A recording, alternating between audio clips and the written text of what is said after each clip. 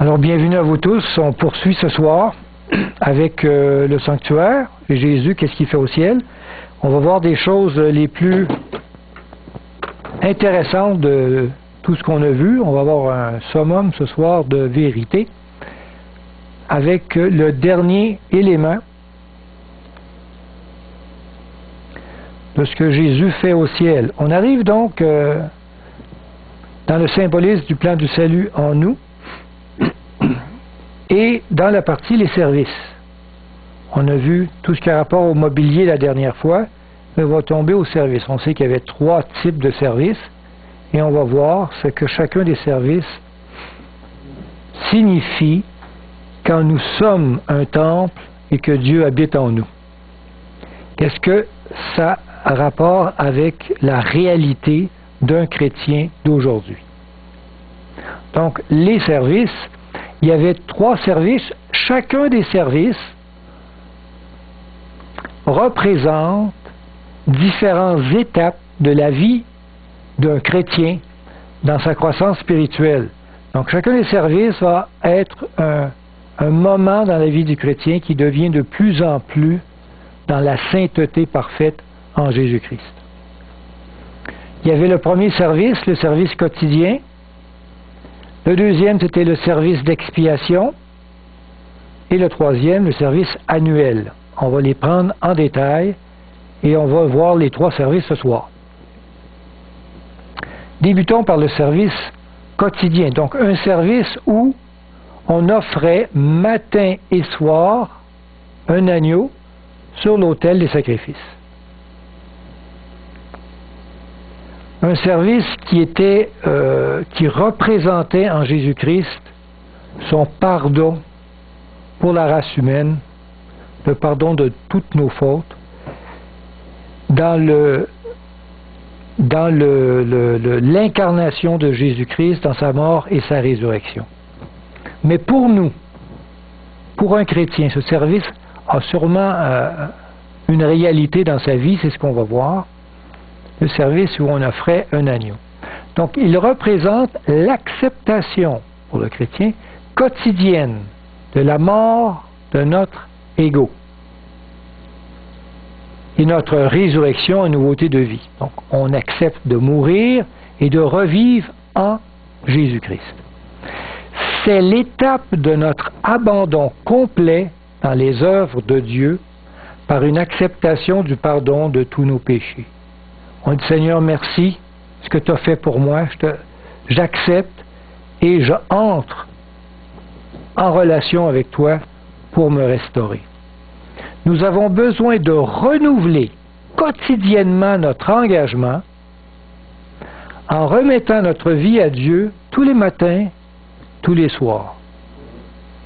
Vous savez, il y en a qui veulent marquer ce service quotidien du matin et du soir par, et ce que j'essaie de faire aussi, par un culte. Donc le matin, en se levant, ils vont soit lire la Bible, ouvrir un livre spirituel, ils vont rentrer en prière avec Dieu, il va avoir un moment spécial le matin pour offrir sa journée au Seigneur, pour offrir sa vie. Et la même chose le soir, ils reprennent cette intimité avec Dieu, ils rentrent ça peut être dans une pièce dans la maison, ça peut être à l'extérieur dans un moment où ils ont une intimité avec Dieu et ils offrent leur vie ou leur prière à Dieu dans ce moment spécifique du matin et du soir. Un petit culte le matin et un petit culte le soir. Certains prennent des études bibliques, certaines prennent la Bible et qu'à chaque jour lisent le matin et le soir un chapitre, indépendamment de votre technique de rentrer en relation avec Dieu, ce culte du matin et soir est un moment privilégié et important aux chrétiens pour demeurer dans cette action de se donner à Dieu et de laisser lui prendre la place de notre vie. Chaque jour, répétez ce service personnel de donner sa vie à Dieu. Et parfois, moi je remarque que, c'est vrai que ça arrive des fois qu'on part en voyage, ou on part dans une situation qui fait que ce rituel du matin et du soir est difficile à mettre en place.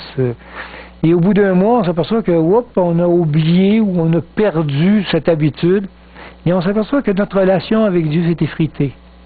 On redevient un peu plus mondain, si on peut dire, et on a besoin de revenir à ce rituel d'offrir quotidiennement sa vie à Dieu. On va lire un texte.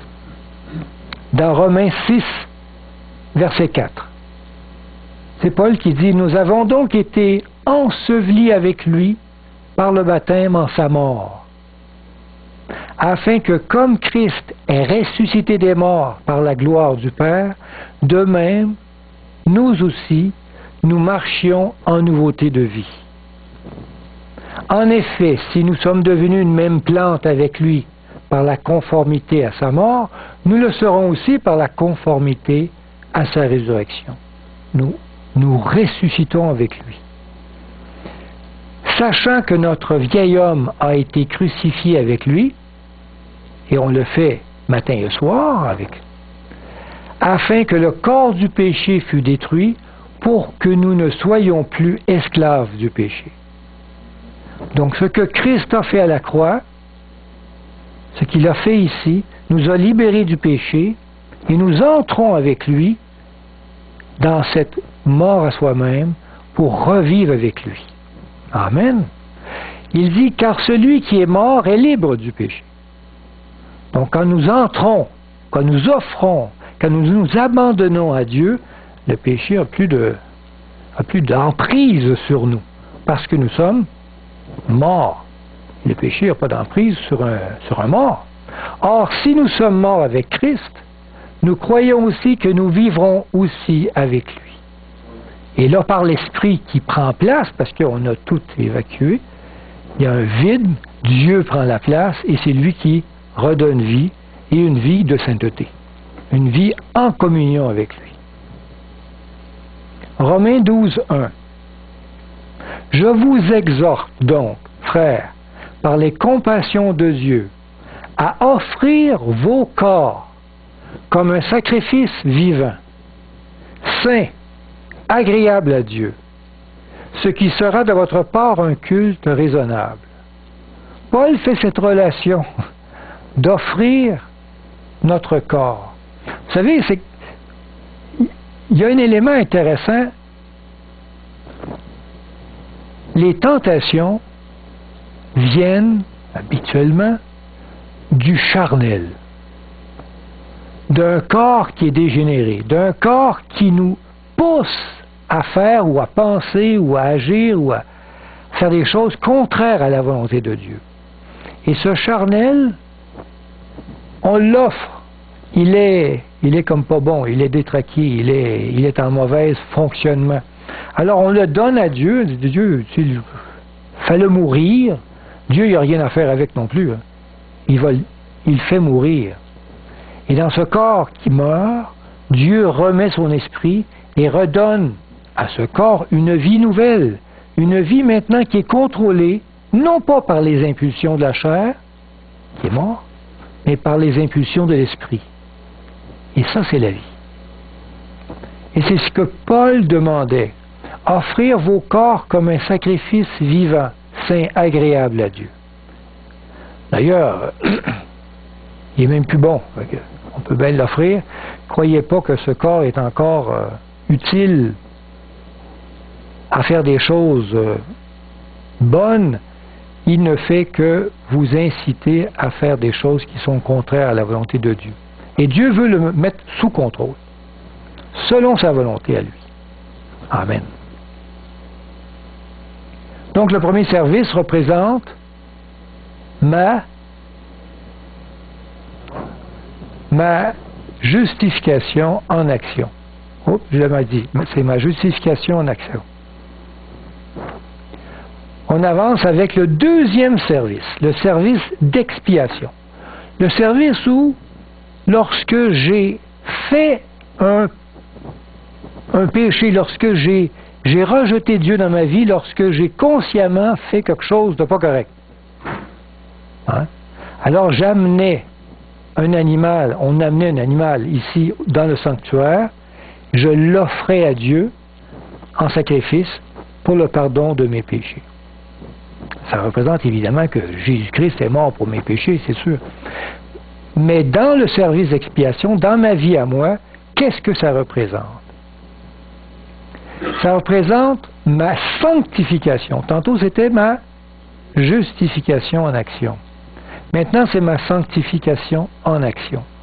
On sait que dans ce service-là, c'est quand il y a un péché conscient, que là, il y a un problème et on demande à Dieu de résoudre ou de pardonner ce péché-là. Donc, ça représente notre marche avec Jésus-Christ par la contemplation de l'amour de Dieu exprimé par son sacrifice à la croix et par la foi en sa toute-puissance, nous parvenons à résister au péché. Devant la tentation, Dieu nous donne le pouvoir de dire non et ainsi obtenir une victoire continuelle sur le péché. Quand c'est comme ça, je n'ai pas besoin de ce rituel-là. Mais là, il y a un problème. Nous avons besoin de renouveler ce service à chaque moment de faiblesse afin de nous guérir du péché. Donc, si ça nous arrive, malheureusement, de tomber, de rejeter Dieu, de pécher, eh bien, on rentre dans ce service-là. On rentre dans ce service où on demande pardon à Dieu. Et on offre encore notre corps en sacrifice. Donc, ce service, c'est lorsqu'il y a un péché, et qu'est-ce qu'on fait? On demande à Dieu pardon. On entre dans un nouveau service où Dieu et nous rentrent et on offre un sacrifice. Quel sacrifice que l'on offre là? C'est encore notre vie. On redemande à Dieu pardon, puis ainsi de suite. On se redonne à Dieu et Dieu vient évidemment nous donner victoire. 1 Jean 1,9 dit: si nous confessons nos péchés, il est fidèle et juste pour nous les pardonner. Amen. Parce que malheureusement, ça arrive qu'on chute. Et pour nous purifier de toute iniquité. Donc, on entre dans ce service-là pour demander pardon. 1 Jean 2,1. Mes petits enfants, je vous écris ces choses afin que vous ne péchiez point. Qu'est-ce qu'il veut, Jean? Il veut que l'on pêche? Plus du tout. Mais, si quelqu'un a un péché, nous avons un avocat auprès du Père, Jésus-Christ le juste. Mais si vous chutez, ça peut arriver. On a un avocat au ciel qui va nous pardonner, qui va nous remettre sur la raille, qui va nous redonner la force de vaincre le péché et qui va nous rendre victorieux par la suite dans notre cheminement avec lui. Donc ce service-là sert à cesser complètement, à vivre dans une victoire sur le péché à chaque moment. Mais s'il y a chute, qu'est-ce qu'on fait? On va auprès de Dieu, on demande à Jésus, notre avocat, de nous pardonner. Mais on sait que dans le sanctuaire, à chaque fois qu'il y avait ce rituel, le sang était transporté jusque dans le lieu saint. Et on aspergeait le voile qui représentait le péché qui était ici transporté jusqu'à ce lieu, et on aspergeait le voile de ce péché-là, et la personne était pardonnée. 1 Jean 3,9. Il faut rester dans 1 Jean. Quiconque est né de Dieu ne pratique pas le péché. Bon, il peut chuter, il peut tomber, mais ce n'est pas une pratique du tout. Parce que la semence de Dieu demeure en lui. Et il ne peut pécher. Là, Jean va encore plus loin. Si la semence de Dieu est en lui, si l'Esprit Saint demeure en lui, ben là, il ne peut pas pécher, sinon il fait pécher Dieu. parce qu'il est né de Dieu. Donc Jean émet clairement l'idée que si on pêche, on a Dieu, mais quand on a Dieu, on ne pêche plus. Donc qu'est-ce qui est arrivé entre les deux? Pourquoi on a réussi à pécher? Si Dieu nous habite, est-ce qu'on peut pécher? Donc si Dieu nous habite, nous sommes invincibles dans le fond, là, incapables. Satan, il ne peut pas défoncer ça, Dieu est en nous. Donc qu'est-ce qui se passe quand exactement nous péchons? On est obligé de mettre Dieu dehors. On est obligé de dire, ben va-t'en, là, j'ai envie de pécher. J'ai envie de faire quelque chose, tu ne peux pas rester là, je ne serai pas capable. Dans le cas où c'est conscient, exactement. Dans le cas où je désire faire quelque chose d'irrecevable pour Dieu, quelque chose qui est que Dieu n'aime pas. Donc le péché, c'est grave. Il faut arrêter surtout les péchés conscients. Les péchés où il faut complètement ne plus jamais rejeter Dieu dans notre vie. La gravité du péché. De voir que c'est extrêmement important pour un chrétien de cesser une transgression qui est volontaire. La vie d'un chrétien doit être une vie dans une marche où il y a la victoire complète sur le péché conscient. Je ne parle pas du péché inconscient. Il peut glisser sur une banane et tomber à terre, ça peut arriver. Mais c'est pas conscient. Mais s'il a envie vraiment de manger une banane quand Dieu lui a dit qu'il ne fallait pas le faire, ça c'est d'autre chose. Donc un chrétien qui pêche consciemment contre Dieu, comme Adam et Ève qui mangent le fruit défendu en sachant que Dieu a dit « si tu en manges, tu mourras », il y a un problème. Parce que maintenant, on connaît l'amour de Dieu, on connaît jusqu'où il est allé, et si on le rejette encore, on a un sérieux problème de compréhension de l'amour de Dieu. Le péché, c'est grave. Mais le péché est le désir caché d'éliminer Dieu de notre vie. Pour nous permettre de pécher, Dieu doit mourir en nous. On doit le mettre dehors, parce que s'il est en nous, on n'arrivera pas à pécher. On ne sera pas capable. Notre repentance permet à Dieu de revenir vivre en nous. Au fait, c'est comme si on ouvrait la porte, quand le Seigneur revient, je t'ai mis dehors, peux-tu revenir? Il est important d'éradiquer ce désir malsain de vouloir faire mourir Dieu, n'est-ce pas? Lisons Matthieu 27, 21. Le gouverneur, prenant la parole, leur dit, on est en train de présenter Jésus à la foule pour savoir si la foule va choisir Jésus ou Barnabas. Et le gouverneur, prenant la parole, leur dit, lequel des deux voulez-vous que je vous relâche? Ils répondirent, Barabbas. Mais là, quand on choisit comme ça, Barabbas, qu'est-ce qui arrive? Dieu dit, mais oui, mais je fais quoi avec Jésus? Jésus qui est en toi. Alors Pilate leur dit, que ferais-je donc de Jésus qu'on appelle Christ? Tous répondirent,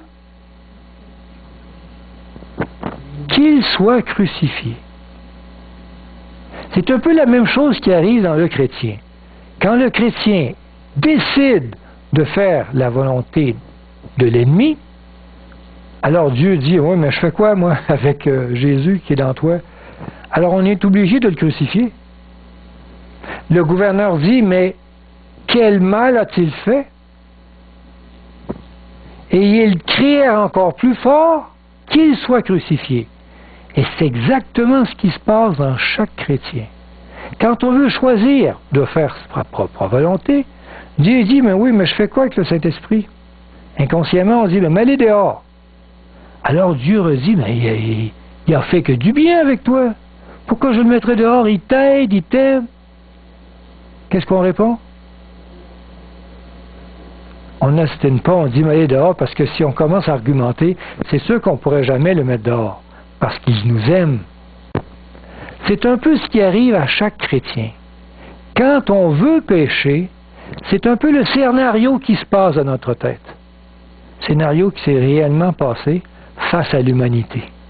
C'est un peu la même chose. C'est donc très grave. Chaque péché est inconsciemment la crucifixion de Jésus. Et vous savez que cette crucifixion-là, c'est le drame. C'est grave, c'est le drame, c'est la chose la plus ignoble qu'il y a eu de tous les temps. On a tué Dieu pour cela. Matthieu 26, 59. Les principaux sacrificateurs et tout le Sanhédrin cherchaient quelques faux témoignages contre Jésus. Pourquoi? Justifiant pour le faire mourir. Suffisant pour le faire mourir. Donc, c'est dramatique. Tout ce qu'ils voulaient, c'est que Jésus le fasse tasser un petit peu. Tout ce qu'on voulait, c'est que Jésus ne vienne pas prendre la place dans notre vie. Mais pour cela, qu'est-ce qu'il fallait? Le faire mourir. Il fallait aller jusque-là. C'est grave le péché. Le péché inconsciemment, c'est de faire mourir Dieu. Si on prend conscience de cela, si on prend conscience qu'à chaque fois que nous transgressons de façon consciente, c'est qu'inconsciemment, on désire crucifier Dieu. Êtes-vous conscient de cette réalité folle de même penser à faire un péché? C'est de crucifier Dieu inconsciemment. Isaïe 14, 13. Tu disais en ton cœur, là on parle de l'ennemi numéro 1 de Dieu, celui qui le rejette pour toujours, Satan. Tu disais en ton cœur, je monterai au ciel, j'élèverai mon trône au-dessus des étoiles de Dieu, c'est-à-dire des anges.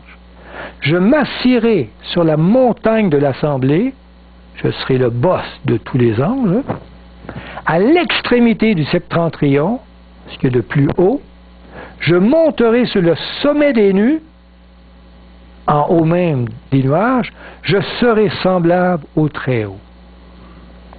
On veut prendre la place de Dieu. Parce qu'on veut diriger notre vie. On veut que c'est nous qui décidons de ce qu'il y a à faire, ce qui est bon et ce qui n'est pas bon. Non, il n'y a rien de plus grand que le Très-Haut. Amen. Donc, le deuxième service, c'est un service dans la vie du chrétien où il met en branle, il met en place tout ce qu'il faut pour ne plus pécher. Donc, le premier service, c'est un service où on donne notre vie à Dieu, on se met dans une position où on ouvre notre cœur à Dieu, et si on tombe, le deuxième service nous sert à ne plus jamais retomber. Car on a compris que pécher, même une seule fois, c'est extrêmement grave. Mais il y a un troisième service. Vous allez me dire, ça ne sert à rien d'avoir un troisième service, là, je ne pêche plus. Il n'y en a plus de problème, hein? On ne pêche plus. En deuxième service, on a tout ce qu'il faut, puis maintenant on arrête. Troisième, il va plus loin, lui. Et ça, c'est important de le comprendre. Jusqu'où Dieu veut nous amener dans ce service spécifique qui est le troisième service. Le service annuel, qu'on appelait le service de la purification du sanctuaire. Le service où on allait purifier tous les péchés qui étaient ici transportés. Et ce service, il fallait aller de l'autre côté dans le lieu très saint pour débuter ce rituel. On sait que ce service est déjà en action au ciel dans le ministère de Jésus-Christ depuis 1844. Au fait, ce qui est important de savoir pour nous, c'est que nous sommes présentement dans un temps où ce service-là est en action. On comprend ça? Aujourd'hui, Jésus est déjà en train de purifier le sanctuaire. Nous sommes donc, par le service au ciel qui est en action, impliqués dans ce service. Mais qu'est-ce que ça veut dire pour vous et pour moi, le fait que ce service est en action? Qu'est-ce que ça change dans ma vie? Qu'est-ce que ça a comme impact? Moi qui est un chrétien et qui, très important, avant d'entrer ici, a réussi à ne plus pécher.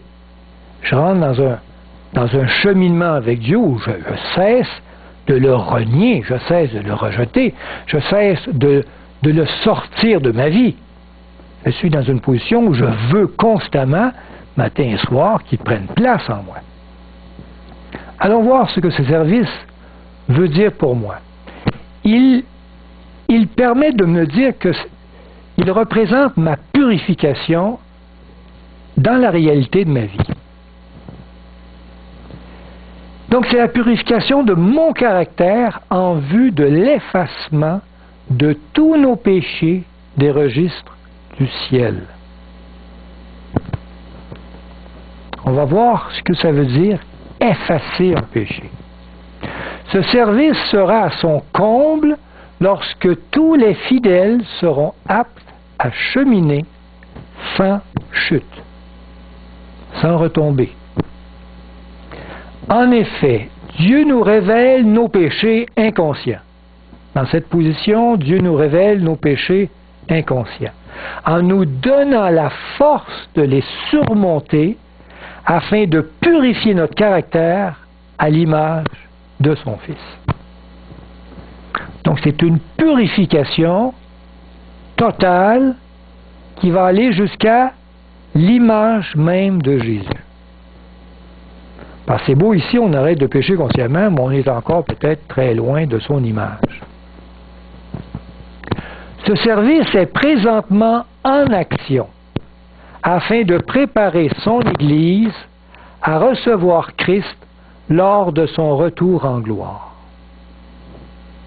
Nous avons besoin d'entrer dans ce service par la foi en acceptant que Dieu nous dévoile nos manquements et purifie nos cœurs.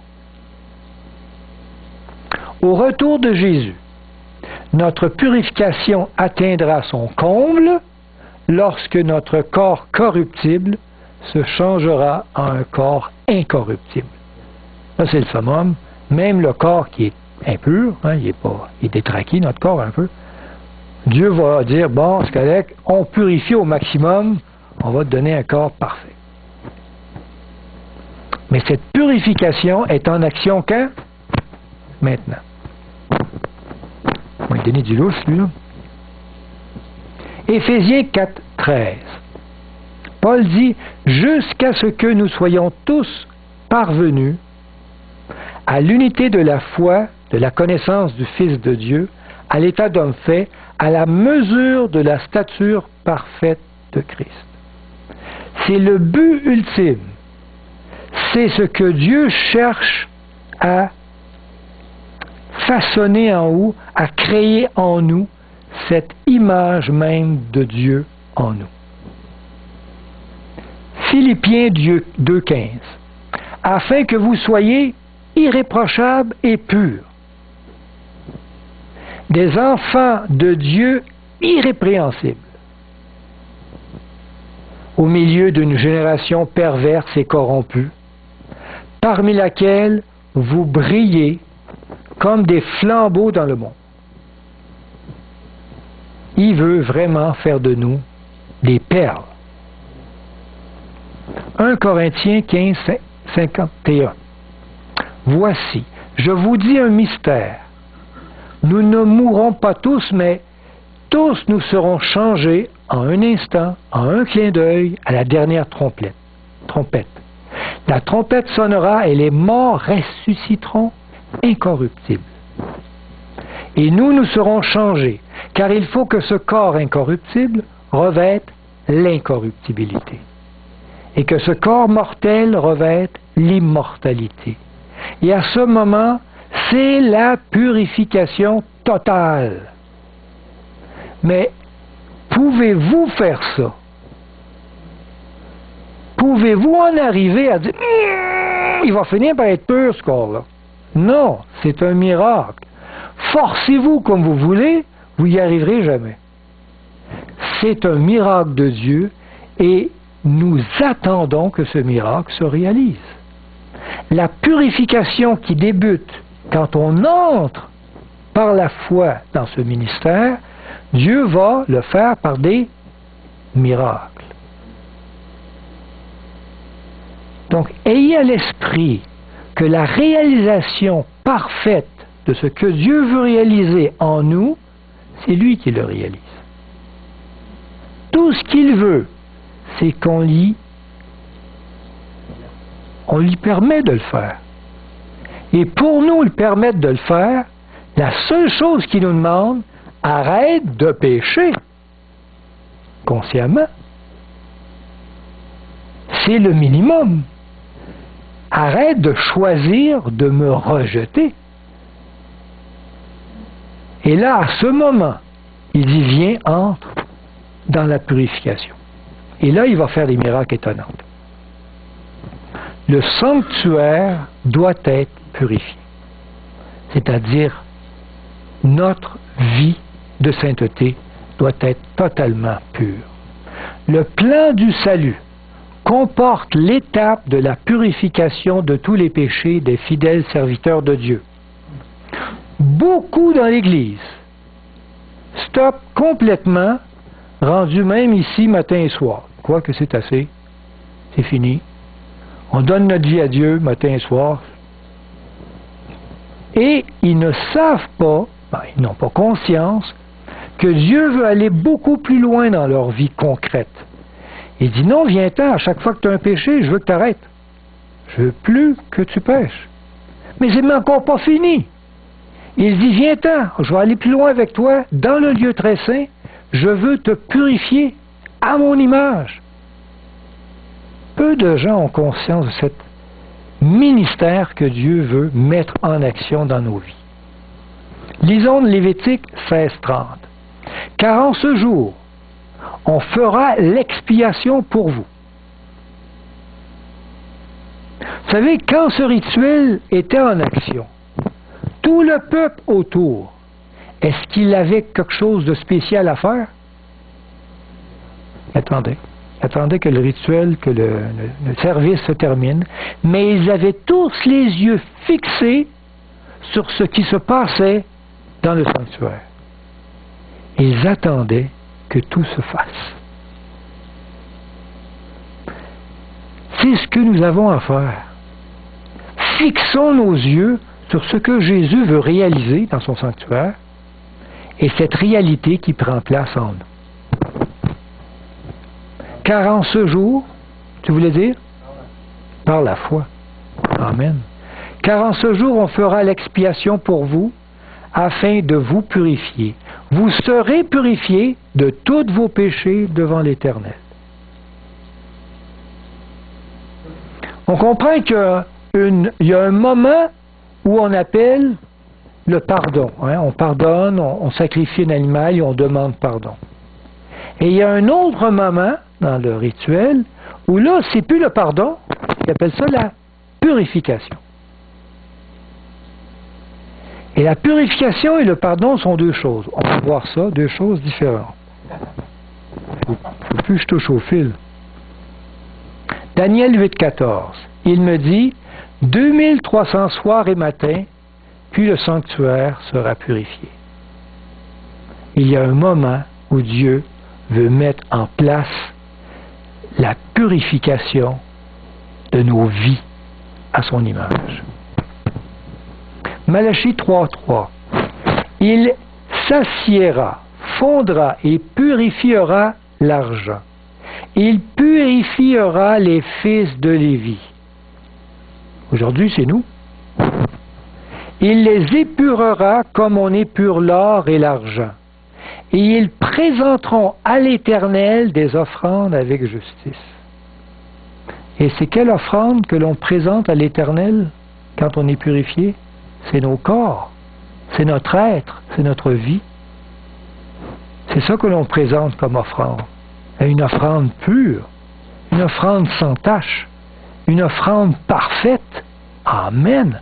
Enfin, une offrande agréable à Dieu. Par c'est Dieu qui l'a purifié habituellement. Amen.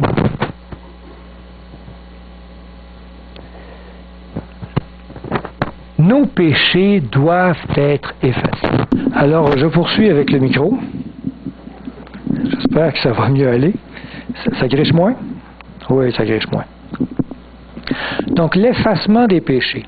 L'œuvre de purification dans le lieu très saint du sanctuaire céleste effacera tous les péchés des élus inscrits sur les registres du ciel.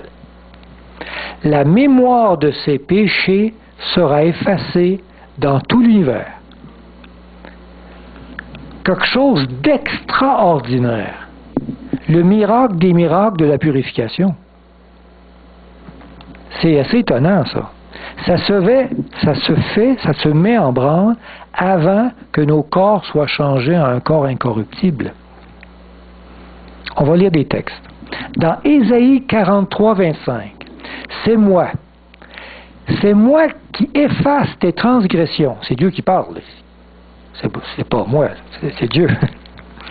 Pour l'amour de moi, et je ne me souviendrai plus de tes péchés. Wow! Dieu dit qu'il va les effacer au point même qu'il ne s'en souviendra plus. Ah, vous savez, à chaque fois que je dis que Dieu veut nous rendre à l'image de Jésus, il y en a beaucoup qui me critiquent. Il dit, Claude, voyons, ça se peut pas. Il dit, Jésus, lui, il n'a jamais péché. Alors, si toi, pécheur comme tu n'y arriveras jamais, tu es déjà décalé, tu sais, parce que tu es déjà dans une position que lui, il n'a jamais tombé. Ah, tu ne peux jamais atteindre ça. Ils ont raison. Hein. Ça prend un miracle. Mais le miracle, Dieu va le réaliser. On va voir ça plus loin. Il va me rendre comme si je n'avais jamais péché. Exactement comme lui. Comme si je n'avais jamais péché. Comme lui, Jésus, n'a jamais péché. Amen.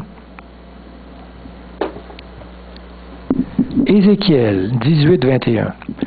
Si le méchant revient de tous les péchés qu'il a commis, s'il observe toutes les lois et pratique la droiture et la justice, il vivra, il ne mourra pas.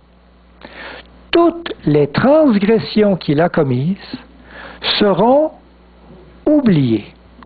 Il vivra à cause de la justice qu'il a pratiquée. Dieu va oublier.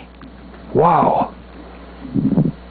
Le pardon, ce n'est pas la purification. Vous savez, j'ai connu quelqu'un dans l'Église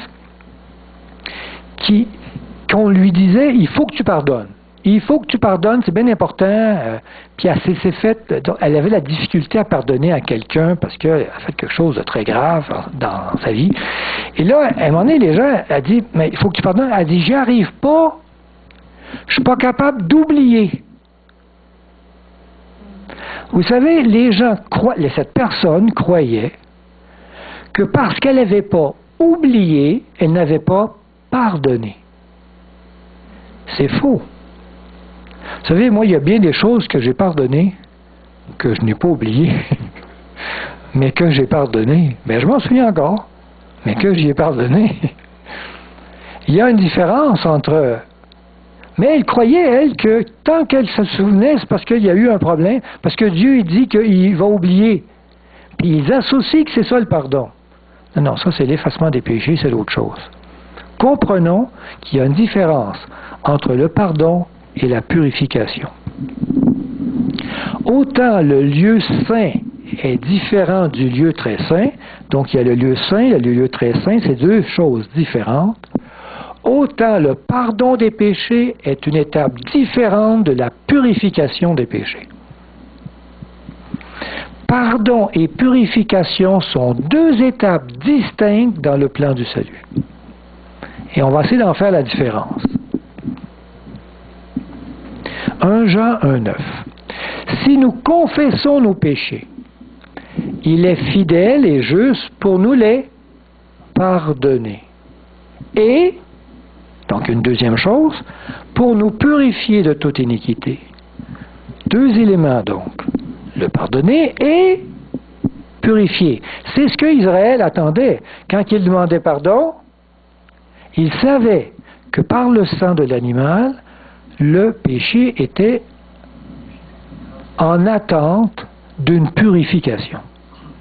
Et c'est lors du rituel de la purification du sanctuaire que tout Israël était certain que son péché transféré là était pour toujours définitivement effacé.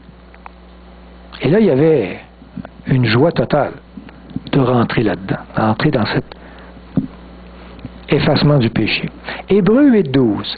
Parce que je pardonnerai leur iniquité et, donc un deuxième élément, je ne me souviendrai plus de leur péché. Toujours 2 étapes, on les voit ici. Ne pas les mettre ensemble, mais les mettre séparément. Il faut savoir que cette victoire sur le péché va être totale. Dieu attend le moment où les saints accepteront de vivre la victoire sur le péché. Donc cette purification que Dieu est prêt à mettre en action, il attend au moins le respect de nous, qu'on arrête de amener des péchés là. Il est toujours en train de salir le voile, n'est-ce pas? Parce qu'il y a des gens qui demandent pardon puis amènent des péchés là. Alors il ne peut pas commencer son rituel de purification, on est toujours en train de le salir. Alors il y a une difficulté. Il faut évidemment une victoire totale sur le péché. Je parle du péché conscient, toujours. Avant de commencer ce rituel-là. Le rituel où il va effacer les péchés inconscients et ainsi de suite. Donc, arrêtons consciemment de rejeter Dieu, c'est un minimum. Amen.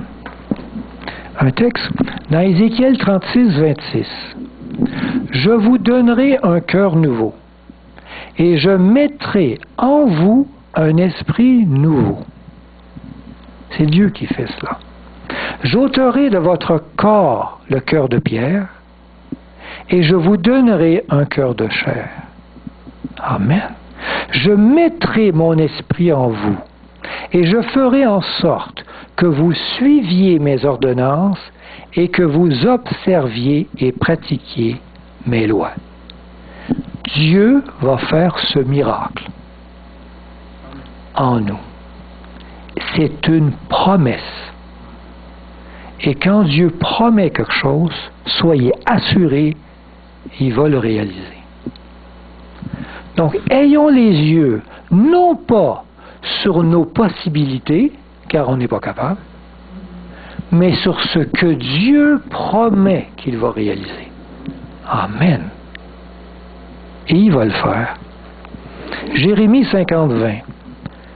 En ces jours, en ce temps-là, dit l'Éternel, on cherchera l'iniquité d'Israël et elle n'existera plus.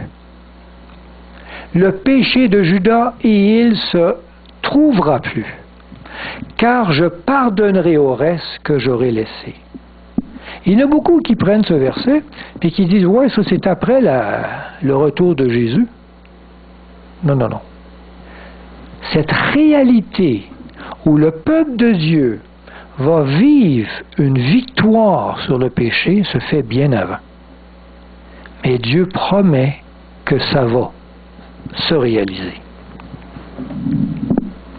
Dans Jude 1, 24, « Or à celui qui peut vous préserver de toute chute et vous faire paraître devant sa gloire, irrépréhensible et dans l'allégresse. » Ce qui est fort, c'est devant sa gloire.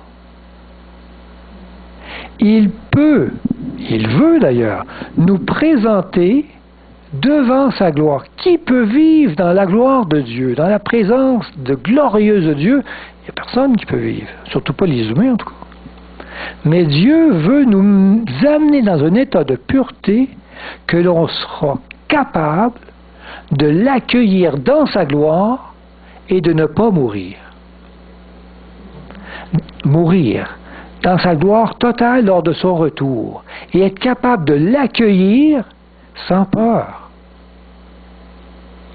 et dans une paix totale et dans une union avec lui totale sans mourir. Amen. Il faut atteindre une telle sainteté pour ça, n'est-ce pas? Et il faut l'atteindre avant son retour. Et c'est ce que Dieu veut réaliser. Parlons des 144 000. Vous les connaissez, les 144 000 dans l'Apocalypse? Un chiffre symbolique qui indique l'Église du reste, le peuple de la fin. 144 000.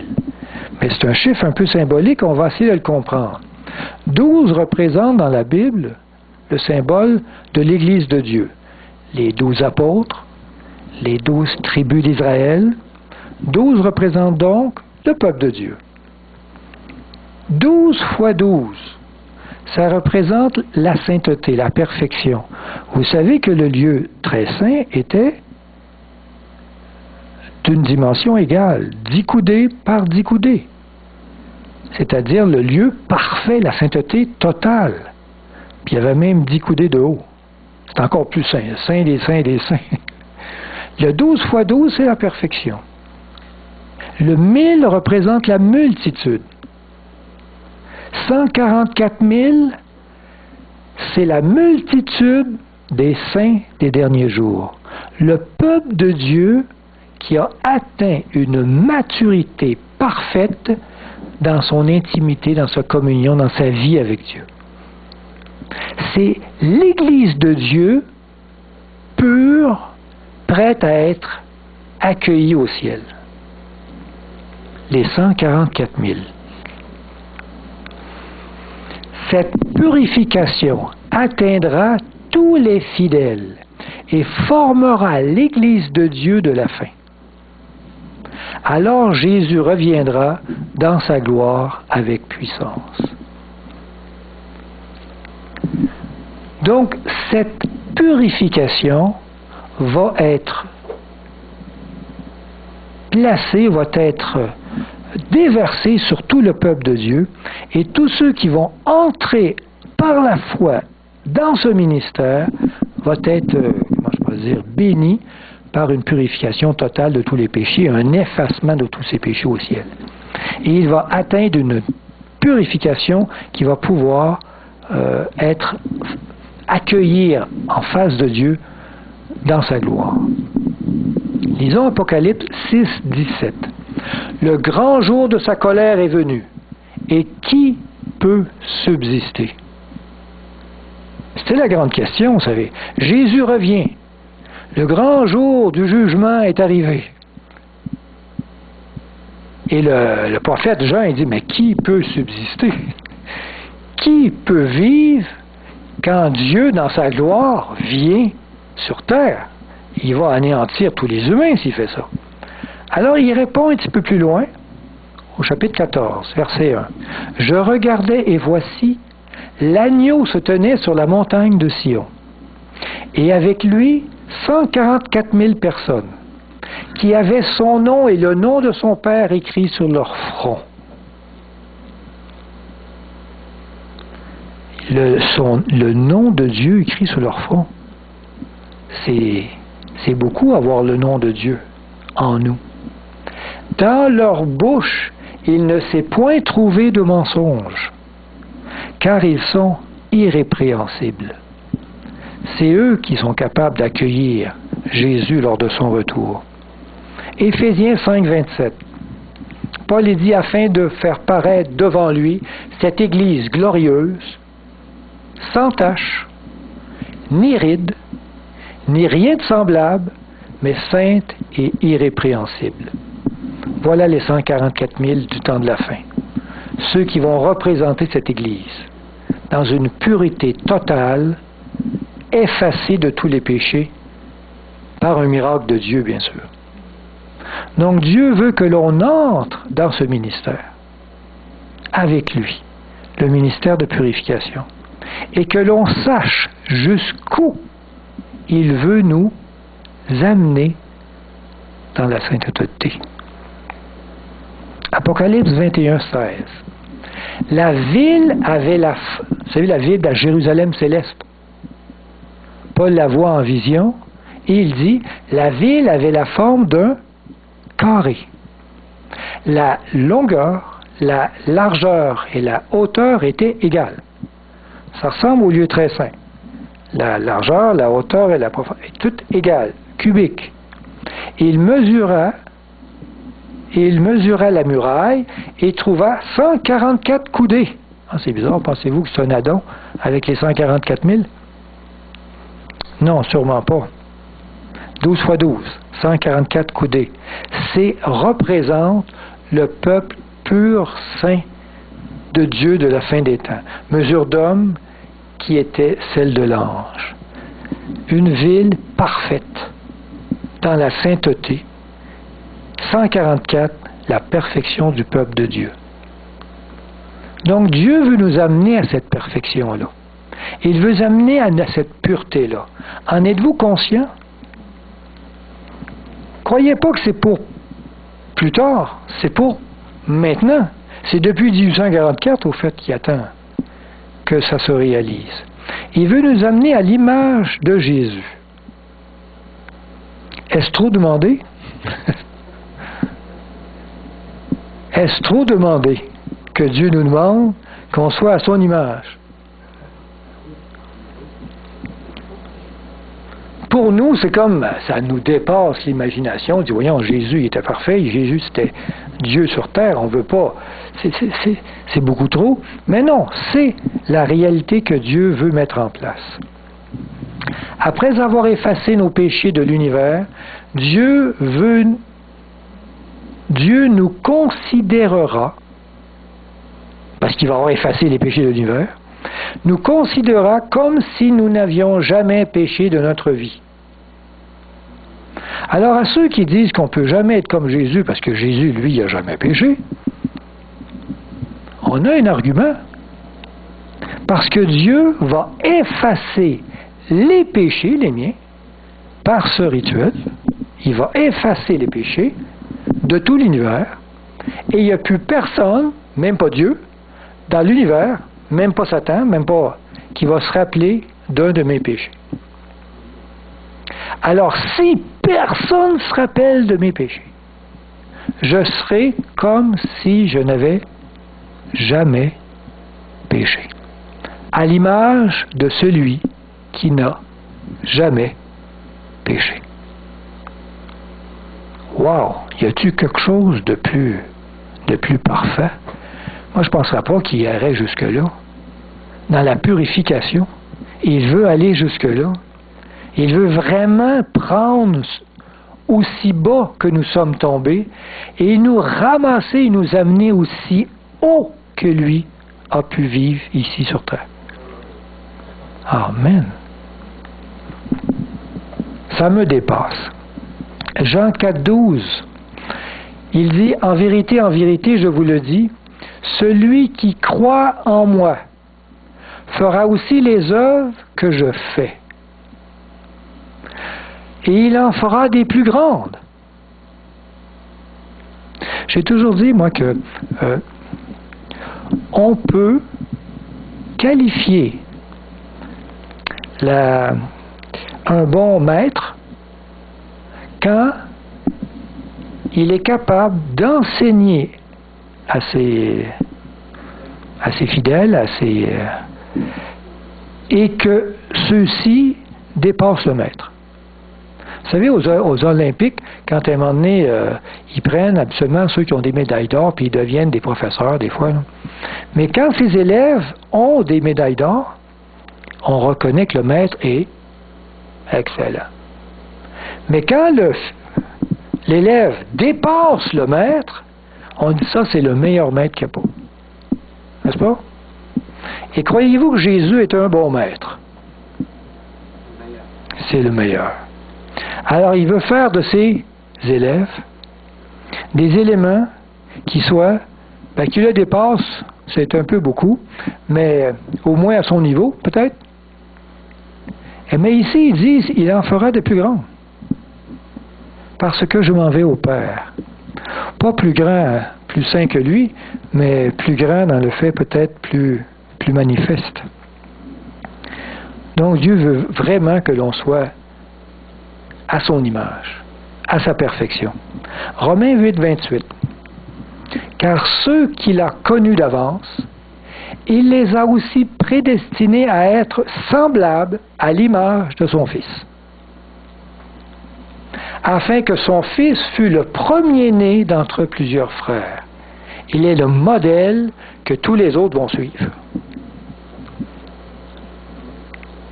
C'est ce que la Bible nous révèle. Nous révèle le projet de Dieu pour nous, son peuple. Être à l'image de son Fils. Éphésiens 4, 13. Jusqu'à ce que nous soyons tous parvenus à l'unité de la foi et de la connaissance du Fils de Dieu. C'est ce qu'on essaie de faire aujourd'hui, hein? La connaissance du Fils de Dieu, l'unité. À l'état d'homme fait, à la mesure de la stature parfaite de Christ. Donc Dieu veut nous amener à cette stature parfaite. Rien de moins. Il y a beaucoup de versets qui l'expriment. Dans 2 Pierre 1,4, on peut lire « Lesquels nous assurent de sa part les plus grandes et les plus précieuses promesses. » Des promesses extraordinaires. « Afin que par elles, vous deveniez participants de la nature divine. » Alors, c'est quasiment trop. Vous trouvez pas? On devient participant de quoi? De la nature divine. Nous, on est une nature humaine. Mais il veut que l'on participe au divin en fuyant la corruption qui existe dans le monde par la convoitise. C'est la volonté de Dieu que nous participions à ce que lui est dans la divinité. Jean 10, 33. Jésus leur répondit, ça soyez, moi aussi ça m'a étonné. Jésus leur répondit, n'est-il pas écrit dans votre loi? On peut lire ça dans le psaume 82, 6. J'ai dit, vous êtes des dieux. Et si elle a appelé Dieu ceux à qui la parole de Dieu a été adressée, et si l'Écriture ne peut être anéantie, celui que le Père a sanctifié et envoyé dans le monde, vous lui dites, tu blasphèmes, et cela parce que j'ai dit, je suis le Fils de Dieu. Vous savez, j'ai eu beaucoup de difficultés et j'ai reçu beaucoup de roches virtuellement, une lapidation virtuelle, de ceux qui avaient entendu que j'osais dire qu'on serait comme Jésus. C'est presque dire qu'on va être comme Dieu, tu sais. Mais la Bible, par les Saintes Écritures, essaie de nous amener à cette idée que Dieu veut nous faire à son image. Et elles essaient, par des mots très humains, de nous le faire comprendre. Et c'est vrai que ça nous dépasse. Et c'est vrai que c'est extraordinairement trop pour nous. Mais Dieu aimerait que l'on sache qu'il veut faire de nous des fils de Dieu. Et Jésus était appelé qui? Un fils de Dieu. Et il veut nous faire à son image, héritier avec lui. C'est extraordinaire le miracle de la purification que Dieu veut faire en chacun de nous. Ça dépasse l'imagination humaine. C'est au-delà même de ce que la création de l'univers a pu être merveilleuse, n'est-ce pas? Mais de prendre des êtres humains et de l'amener à cette image, c'est encore plus merveilleux. C'est le summum des miracles que Dieu a pu réaliser. Et il veut que l'on entre dans son projet. Venez par la foi accepter cette réalité que Dieu veut faire en nous. Amen. Êtes-vous étonné? Moi, je suis Ah oui, c'est plus que du métaphysique. Matthieu 22, 29. Jésus leur répondit, « Vous êtes dans l'erreur parce que vous ne comprenez ni les Écritures, ni la puissance de Dieu. » Ne mettez pas en doute la puissance de Dieu, jusqu'où il peut aller pour réaliser ses promesses. Amen. Matthieu 19, 26. Jésus les regarda et leur dit, « Aux hommes, c'est impossible, mais à Dieu, tout est possible. » Fixons-nous sur ce que Dieu est capable de faire, et non pas sur ce que vous êtes capable de réaliser. Vous allez vous décourager. Mais ce que Dieu est capable de faire, c'est des miracles excellents, alors laissez-le faire. Entrons dans cette réalité de son ministère. Cessons toute transgression. Abandonnons-nous à lui. Et il va réaliser des choses étonnantes. Vous en serez les témoins.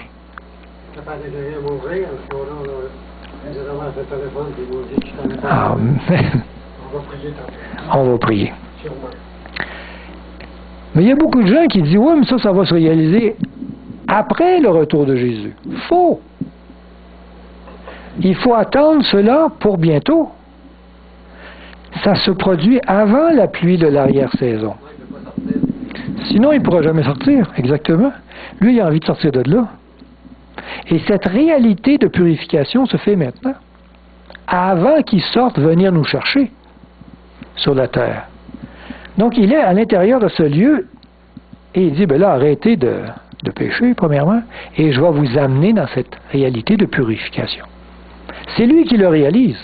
Nous, tout ce qu'on a à faire, c'est d'arrêter de le rejeter, d'arrêter de pécher consciemment. C'est le minimum. Il va faire le reste. On n'a rien à faire, ça va être un miracle. Mais entrons là-dedans. Oui? Vous dire que ceux qui sont autour du sanctuaire, ce sont les anges de l'univers qui attendent, comme le peuple qui attendait de voir si le grand sacrificateur allait sortir. On peut dire ça, que devant tout l'univers, il y a une attente. Donc, tout l'univers, tu dis, est en regard sur cette manifestation extraordinaire de ce que Dieu veut réaliser à travers les humains. Et même pour les anges, c'est une œuvre extraordinaire. C'est une œuvre qu'ils n'ont jamais vue. Vous savez, Dieu a réalisé des créations merveilleuses. Et la nôtre en est une. C'est l'univers, la terre, les étoiles, les animaux, les arbres. C'est des choses extraordinaires, puis on les voit, puis il y a des beautés fantastiques. La création la plus parfaite, la plus fantastique, la plus merveilleuse, c'est de faire de nous un être à son image, de son Fils, Jésus-Christ. C'est la création des créations. C'est la réalisation la plus grande que Dieu a réalisée depuis que l'éternité va exister. De faire de nous des êtres à son image. Cette réalité, cette création que Dieu veut faire, nous en sommes, nous, comment je peux le dire, honorés que ce soit nous, quoi. C'est à travers nous que ça veut se faire. Donc, ne mettons pas, un opprobre sur la réalité de cette merveilleuse miracle que Dieu veut faire en disant, ça se fera pas, non, c'est impossible, voyons, non, on verra jamais ça, il est complètement capoté, voyons, la Bible, c'est pas ça qu'elle veut dire. Non, on est en train d'affaiblir complètement une réalité que Dieu veut mettre en place. Et je pense que Dieu est triste de voir que les humains ne veut pas croire à ce que Dieu veut réaliser.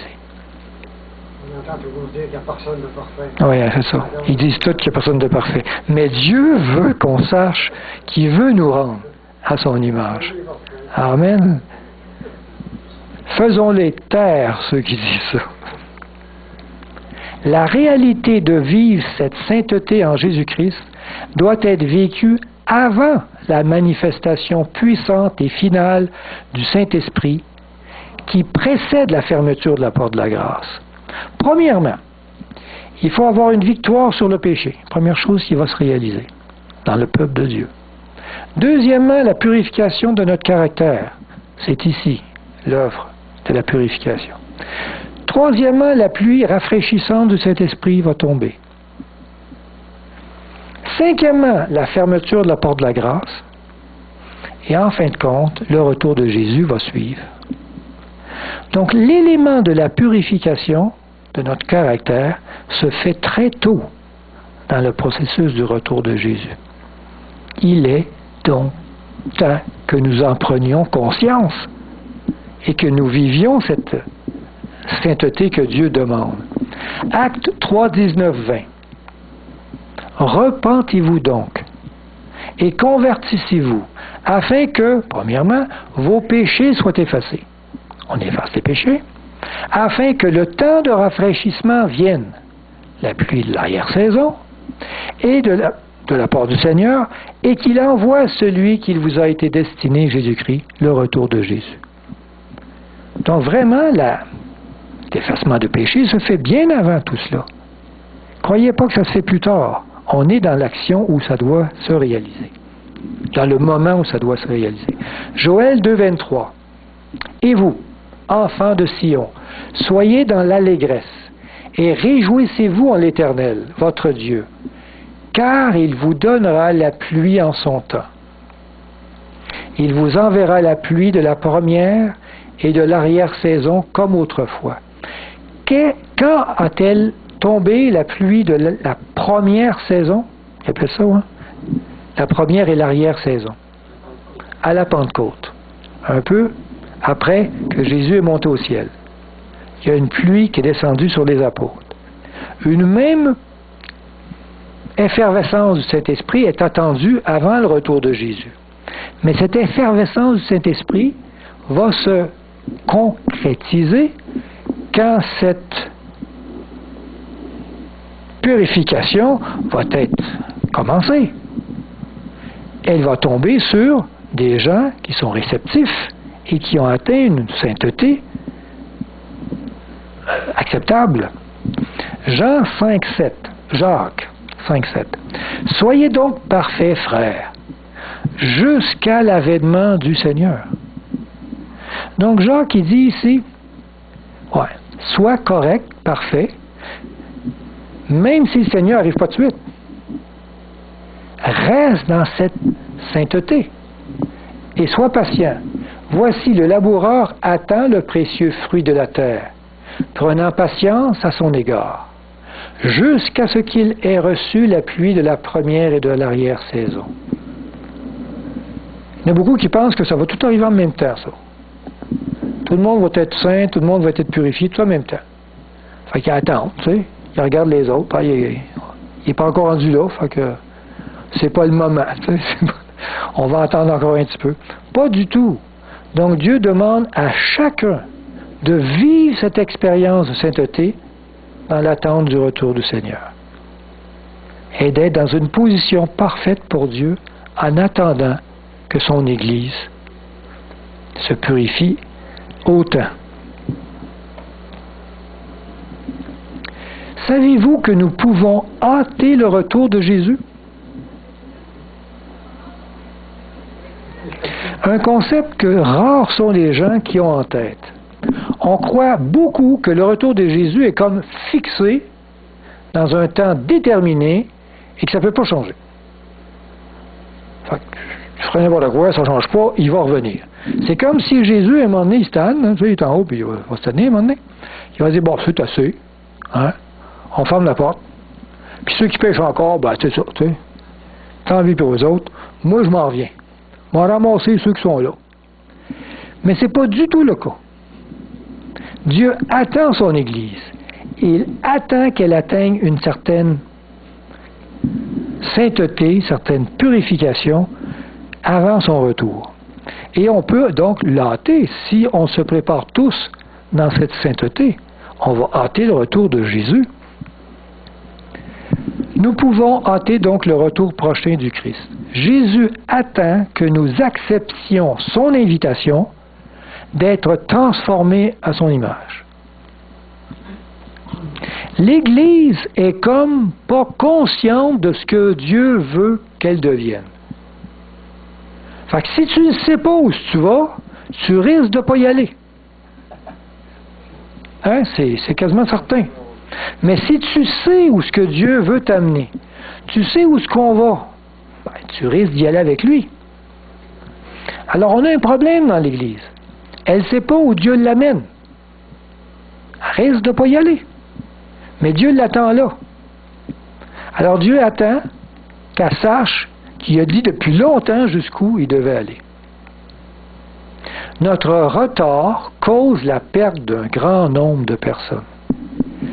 Le fait que l'on n'entre pas dans cette sainteté, beaucoup de gens meurent sans avoir eu la chance d'entrer en contact avec des gens qui vivent cette sainteté avec foi, puissance, miracle et des choses extraordinaires. Malheureusement, beaucoup n'ont pas cette chance parce que son Église n'enseigne pas correctement ce ministère du Christ au ciel. 2 Pierre 3,9. Le Seigneur ne tarde pas dans l'accomplissement de la promesse. Mais comme quelques-uns le croient, mais il use de patience envers vous. Donc, s'il use de patience, il attend. Ne voulant pas qu'aucun périsse, mais voulant que tous arrivent à la repentance. Il nous attend. Ben, j'espère. Puis nous autres, c'est ça, nous, on croit que c'est nous autres qui attendons. Hey, on t'attend. Lui, il est dans le ciel, puis il me regarde, et il dit, c'est moi qui t'attends.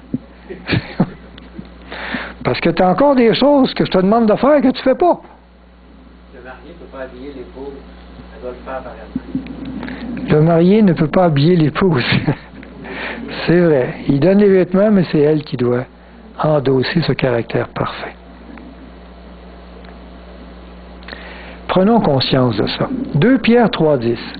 Le jour du Seigneur viendra comme un voleur. Vous savez, il y en a beaucoup qui disent ouais, il va venir comme quelqu'un que tu t'attends pas, sournoisement. Tu sais, il rentre par la porte en arrière, tu l'entends pas. Tu sais. Mais c'est pas ça qu'ils disent, là. Comme un voleur, en ce jour, les cieux passeront avec fracas. Il casse la vitre, puis il rentre dans la maison. Ça fait du bruit. L'alarme part. Il va venir prendre ce qui est à lui. Les éléments embrasés se dissoudront, et la terre et les œuvres qu'elle renferme sera consumée. Ça brasse le voleur quand il rentre.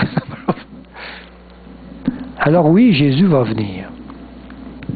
Et on peut hâter ce retour. Un retour glorieux. Un retour avec fracas. On a tous hâte de le voir. Et moi, j'ai connu un prédicateur qui disait, Jésus a dit que quand il viendrait, ça serait quand son message sera annoncé dans le monde entier. Hein, quelque chose comme ça. Quand mon message sera annoncé dans le monde entier, alors sera la fin. Alors il dit, bon, ben allons-y, cognons aux portes, puis annoncez, quand à un moment donné, tout le monde va le savoir, le message, ben il va revenir. Moi, je voyais Dieu au ciel, puis il dit, voyons, ce que je veux, c'est ton cœur changé. C'est pas le cœur des autres. Au fait, ce que Dieu veut, c'est que l'on se tienne, nous, individuellement, chaque personne, dans une position parfaite, saint, totalement avec lui, qui se donne matin et soir, qui ne pêche plus jamais. Et là, lui, Dieu, va faire en sorte qu'il va revenir.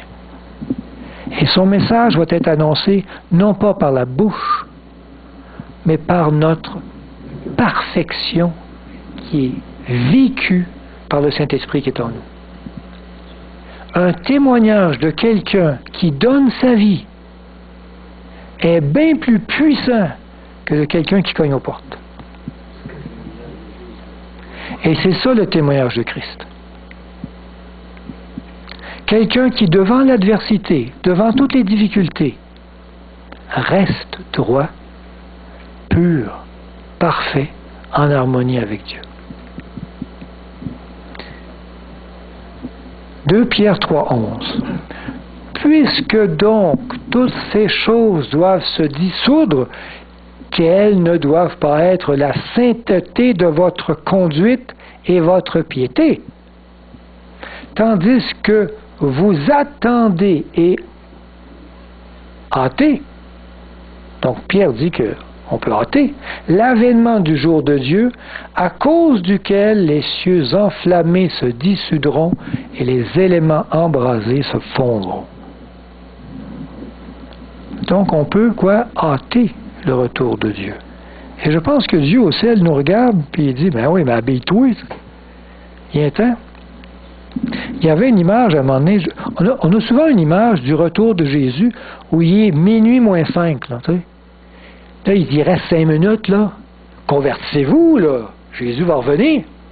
Puis là, ça fait peur au monde, tu sais, fait que le monde se convertisse. Mais l'image de Dieu ici, c'est plutôt que Jésus, il est minuit 35. C'est plus d'une demi-heure qu'il attend la fiancée. Puis elle n'arrive pas. L'heure est passée. Le mariage est supposé de se faire, mais elle est pognée dans sa robe, ou je ne sais pas trop comment la mettre. Elle n'arrive pas à savoir qu'est-ce qu'il faut faire avec ça, je ne sais pas trop. Elle ne veut pas venir. Elle est gênée. Lui, il est prêt. Il a mis sa boucle, son tuxedo, puis il use de patience. Donc, il est prêt s'il use de patience. Envers qui? Envers nous. 2 Pierre 3,14. C'est pourquoi, bien-aimés, en attendant ces choses, appliquez-vous à être trouvés par lui sans tâche. Vous savez, il y a bien du monde qui dit ouais, on ne peut pas être plus parfait que le pape, quand même. Là. Fait qu'il regarde son pasteur et il dit voyons, on ne peut pas être parfait que lui, quand même. Non, Dieu nous demande d'être un peu plus parfait que ce qu'on peut voir. Et il dit, en attendant ces choses, appliquez-vous à être trouvés par lui, sans tache, irrépréhensible, dans la paix.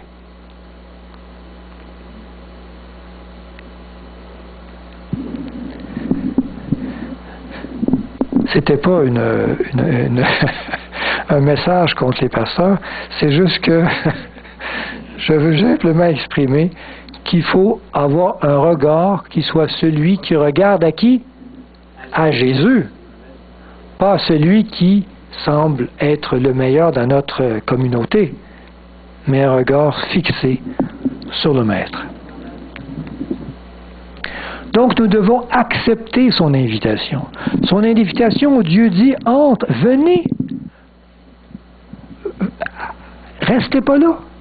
Venez entrer de l'autre côté, dans son ministère à lui, où il veut nous purifier.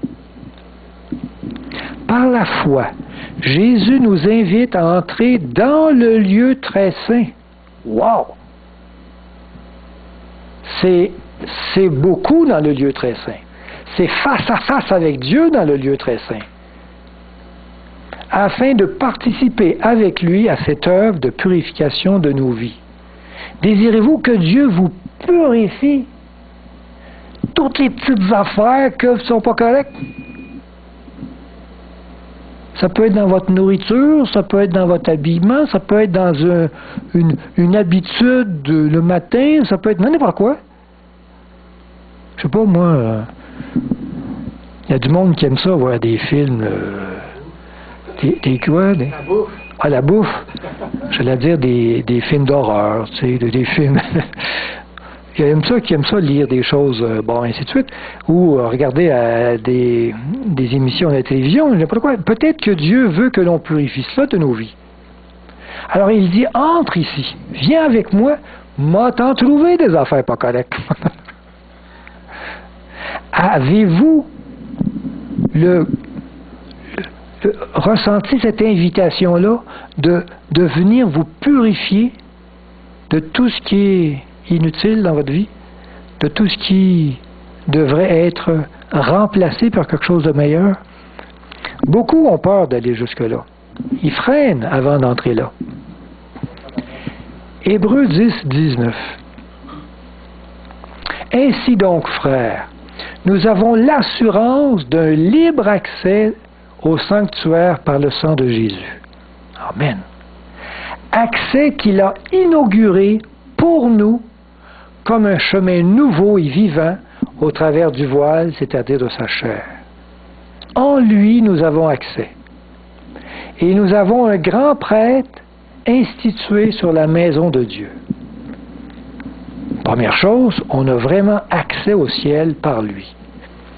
Et il dit après, approchons-nous donc d'un cœur sincère, avec une pleine foi, le cœur purifié d'une mauvaise conscience, le corps lavé d'une eau pure. Évidemment, avant d'aller là, il faut arrêter de pécher, c'est ça qu'il dit. Là. Vas-y, mais fais pas un affront à Dieu, vas-y de façon pure. Continuons à reconnaître publiquement notre espérance sans fléchir, car celui qui a fait la promesse est digne de confiance. Quand on entre là, soyez assurés que ce que Dieu dit qu'il va réaliser, il le fera. Amen. Et on le fait dans cette foi en lui. C'est l'heure du résumé.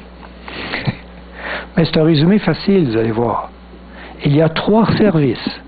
Et chaque service représente le plan du salut quand le chrétien vit cette réalité que Jésus est en lui. On va le voir. Premièrement, le service quotidien. On sait qu'en Jésus, c'est sa justification qui nous est impartie. Dans ce service-là, en Jésus, il nous pardonne de tous nos péchés, il nous place dans une position juste devant Dieu. Oh, imputé, excusez-moi. On va corriger ça. Et quand Jésus vit en moi, cette justification devient active. J'accepte ce pardon, je vis dans cette réalité et je dis merci au Seigneur. Je le laisse prendre place. Deuxième service, le service d'expiation, où on expie les péchés.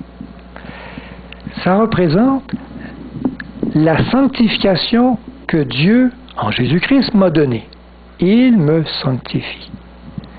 Mais quand Jésus vit en moi, cette sanctification devient active, en action. À chaque fois que j'ai un péché, il me donne la force de le rejeter. Donc ça me rend meilleur. Chaque fois que je glisse dans quelque chose, il me donne la force de ne plus le refaire. Ça me rend meilleur. Il me sanctifie. Il me rend de plus en plus victorieux sur le péché. Amen. Le troisième, on sait très bien, le service annuel, il représente sa purification qu'il offre ici dans ce ministère. Il veut me purifier. Il m'appelle à cette purification-là. Il me dit mes péchés inconscients. Il me révèle les choses qui ne sont pas correctes. Et quand Jésus vit en moi et que je l'accepte, cette purification devient active. Dans ma vie, je deviens de plus en plus, avec un langage qui est aimant, je vis de plus en plus agapé, comme le dit Richard. Je vis de plus en plus avec un caractère qui est à l'image de Jésus. Et avec un regard de Dieu qui est plus parfait, avec une vie qui est plus en paix avec Dieu et une sainteté que Dieu transforme et purifie de jour en jour.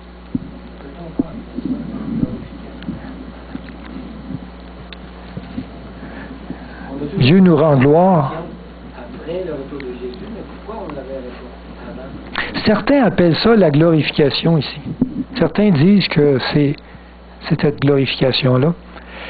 J'aime voir la glorification quand il sort du sanctuaire et que là, il s'en va sur terre et que sur terre, notre corps devient un corps glorieux. Et là, il y a glorification. Ici, il y a purification. Car dans ce ministère-là, ton corps ne change pas. C'est l'intérieur qui change. Et quand Dieu va sortir, parce que dans le rituel, il sortait. Quand c'est fini à l'intérieur, il sortait. Il prenait l'animal, et puis après ça, il imposait les péchés, puis il l'envoyait. Donc, sortir de la tente d'assignation, cette partie ici, ça représente le terrestre, hein, le ministère terrestre. Quand il sort, il revient sur terre. Et à cette position-là, il y a glorification. Ça serait un élément de plus qu'il faudrait parler. Mais ici, j'atteins cet élément de purification totale. Mais le corps reste encore, malheureusement, impur, qui doit être changé. Et là, quand le Christ apparaît à l'humanité, il apparaît dans sa gloire. Et à ce moment-là, il y a Ellen White qui voit, je pense, des groupes de chrétiens où elle voit un arc-en-ciel autour de chaque petit groupe, comme un auréole de gloire au-dessus d'eux. Et la présence de Dieu dans les ciels et les anges qui viennent les ramasser à la rencontre du Seigneur dans les airs, comme Paul le dit. On comprend cela? Pour ma purification en action. C'est terminé. Êtes-vous heureux? Amen. On a découvert des choses extraordinaires où Dieu veut, à travers le sanctuaire, nous amener dans une connaissance de la vérité qui nous dépasse. Toujours à travers le sanctuaire. Saviez-vous maintenant, la chanson, non, saviez-vous maintenant ce que Jésus fait au ciel dans son sanctuaire? On le sait très clairement ce qu'il fait aujourd'hui. On a conscience maintenant pourquoi il ne revient pas. Qu'est-ce qu'il attend? Et on se sent un petit peu interpellé, n'est-ce pas? Et on comprend que cette attente qu'il fait, c'est à cause de notre manque de foi, notre incrédulité dans ce qu'il veut faire de nous. Il y a un élément qui est important, qu'on n'a pas regardé, mais qu'on va voir la semaine prochaine, si vous le voulez bien, c'est cette purification qui est aujourd'hui en action. C'est que Dieu va purifier les péchés. Vous êtes d'accord là-dessus? Il va effacer de l'univers le péché de celui qui a aspergé le voile ici de son sang. Est-ce qu'il y a des péchés que Dieu ne purifiera pas, c'est-à-dire qu'il n'effacera pas de la mémoire? Oui, il y en a.